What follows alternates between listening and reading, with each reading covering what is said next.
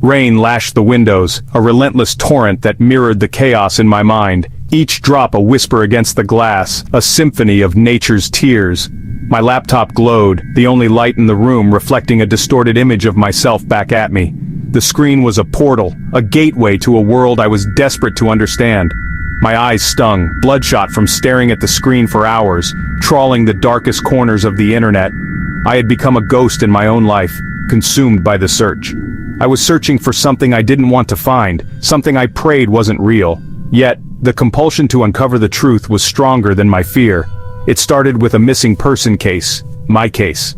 The details were hazy, but the fear was crystal clear.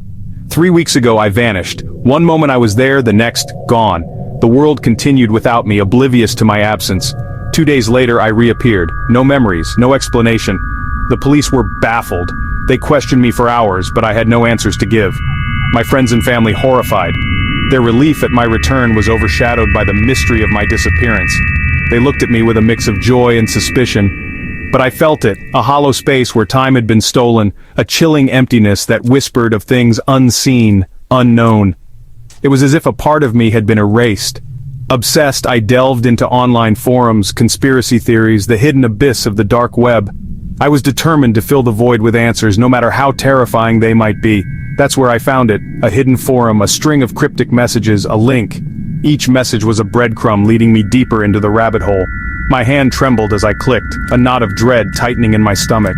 I knew I was on the brink of something monumental, something that could shatter my reality. The page loaded, slow and agonizing. Each second felt like an eternity, my heart pounding in my chest. A grainy video thumbnail materialized. It was a moment frozen in time, a snapshot of something sinister. It was me, but not me. The person on the screen was a shadow, a doppelganger that mirrored my every move but lacked my soul. My eyes were vacant, my face pale, a mask of fear etched onto my features. It was as if I was staring into a void, a reflection of my deepest fears. My breath caught in my throat. This was wrong. This was all wrong. The reality I knew was crumbling, and I was left grasping at the fragments of my sanity. Desperation fueled my actions. I typed furiously, searching for any clue, any explanation that could make sense of the madness. I revisited old memories, photographs, and journals, hoping to find a thread that could lead me back to the truth. But the more I searched, the more elusive it became. The nights grew longer, the darkness more oppressive. My laptop became my only companion, its glow a beacon in the abyss. Time lost its meaning. Hours bled into days, and days into weeks. The clock ticked on, indifferent to my plight. I looked in the mirror and saw a stranger. The person staring back at me was haunted, a shell of who I once was. But I couldn't give up. I had to keep going, had to find the truth, no matter the cost. The rabbit hole had swallowed me whole, and there was no turning back. The video was old, the footage flickering like a dying fire.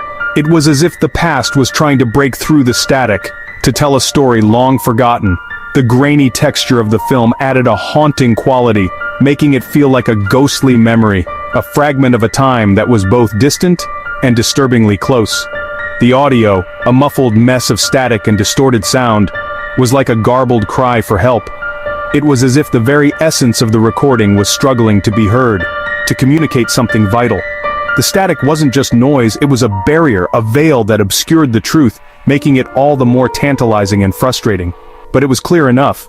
I was there, or rather, a prisoner in my own body, my eyes wide with a terror I could no longer recall, but felt echoing in my bones. The fear was palpable, a living thing that had taken root deep within me. It was a fear that transcended the moment, reaching out to grip me even now as I watched the footage. The scene was nondescript, a bare concrete room, dimly lit by a single flickering fluorescent bulb. The starkness of the setting only heightened the sense of dread. There were no distractions, nothing to take my mind off the horror of the situation. It was a place devoid of hope, a place where nightmares came to life.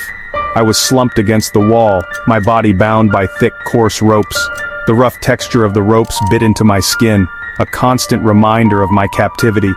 Each movement was a struggle, each breath, a battle. The ropes were more than just restraints. They were symbols of my helplessness, my inability to escape. My heart pounded against my ribs, each thump a painful reminder of the fear I had felt, the fear that now seeped back into my waking life like a poison. It was a relentless drumbeat, a constant reminder that I was still alive, still capable of feeling fear. The fear was a poison, seeping into every part of me, tainting my thoughts, my dreams. I watched myself, a stranger in my own skin, whimpering, struggling against the restraints. It was a surreal experience, seeing myself from the outside, witnessing my own helplessness. The whimpers were like the cries of a wounded animal, a sound that spoke of pain and desperation. The struggle was futile, but I couldn't stop. I had to try, had to fight, even if it was hopeless. Who had done this to me? Why?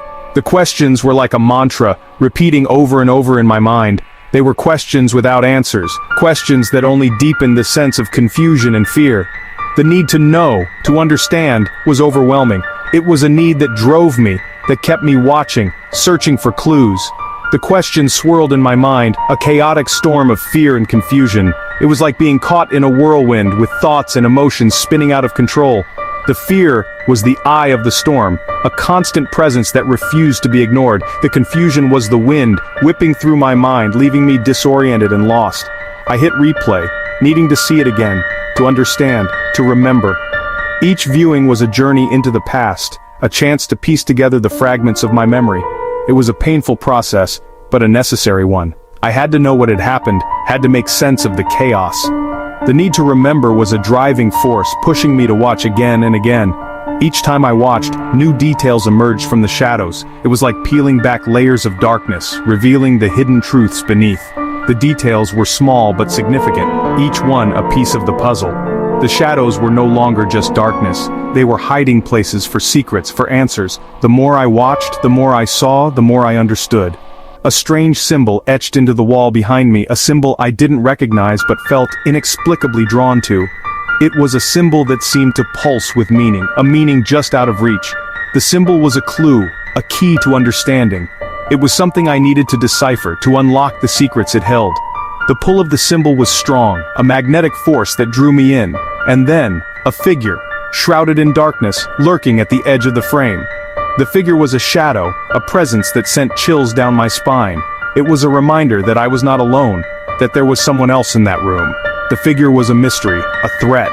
It was a presence that added a new layer of fear, a new dimension to the terror. My blood ran cold. I was not alone in that room. The realization was like a jolt of electricity, a shock that left me trembling. The presence of the figure changed everything. It was no longer just about my fear, my captivity. It was about the unknown, the threat that lurked in the shadows. The figure was a reminder that there was more to the story, more to uncover. The fear was no longer just a memory. It was a living, breathing thing, a presence that haunted me. The figure moved closer, their features obscured by the poor lighting and the grainy quality of the video. Each step it took seemed to echo in the silence of the room, a haunting reminder of the impending doom that loomed over me. The air grew colder, and the shadows seemed to stretch and twist, as if they were alive, conspiring with the figure to ensnare me in their dark embrace. But I could feel its eyes on me, cold and calculating, filled with an unnerving intelligence that sent shivers down my spine. Those eyes, they seemed to pierce through the screen, reaching into the depths of my soul, unearthing fears I had long buried. It was as if the figure knew every secret, every hidden terror that lay dormant within me, and it reveled in my helplessness. It leaned down, and for a fleeting moment, the shadow shifted, revealing a glimpse of its face. The brief illumination was enough to etch the image into my mind, a haunting visage that would haunt my dreams for nights to come. The way the shadows danced around it, almost as if they were alive, added to the surreal horror of the moment. It wasn't human. The face was a horrifying distortion of something vaguely humanoid, with eyes that glowed an unnatural yellow, and a mouth stretched into a grotesque grin. The grin seemed to widen as it sensed my fear, a macabre smile that promised nothing but pain and suffering. The eyes, those terrible eyes, seemed to burn with a malevolent fire, a hunger that could never be sated. I recoiled from the screen, a gasp escaping my lips. My heart pounded in my chest, each beat a drum of terror that echoed in my ears. The room seemed to close in around me, the walls pressing in, suffocating me with the weight of my own fear. I could feel the cold sweat trickling down my back, a physical manifestation of the dread that gripped me. The fear that had been a dull ache in my chest now roared to life, a primal instinct screaming at me to run, to hide. My mind raced, searching for an escape, but there was none. The figure on the screen seemed to mock my desperation, its grin widening as if it could sense my panic. I was a prisoner of my own terror, trapped in a nightmare from which there was no waking. But there was nowhere to run. I was trapped, just as I had been in that room, in that moment frozen in time. The memory of that night came flooding back, the cold, damp air, the oppressive darkness, the feeling of being watched. It was as if the figure had reached through the screen and pulled me back into that hellish place, a place where time stood still and fear reigned supreme. The figure in the video reached out, its hand an inhuman claw, and touched my cheek. The sensation was cold, almost burning, a paradox that only added to the surreal horror of the moment. I could feel the rough texture of its skin, the sharpness of its claws, and the malevolent intent behind the touch. It was a touch that promised pain, a touch that spoke of suffering yet to come. The video ended. The screen went black, leaving me in darkness. My own reflection staring back at me, my face a mirror of the terror that twisted the features of the figure in the video. The silence was deafening, a stark contrast to the chaos that had just unfolded. I was left alone with my thoughts, my fears, and the haunting image of that figure burned into my mind. I was no longer watching a stranger.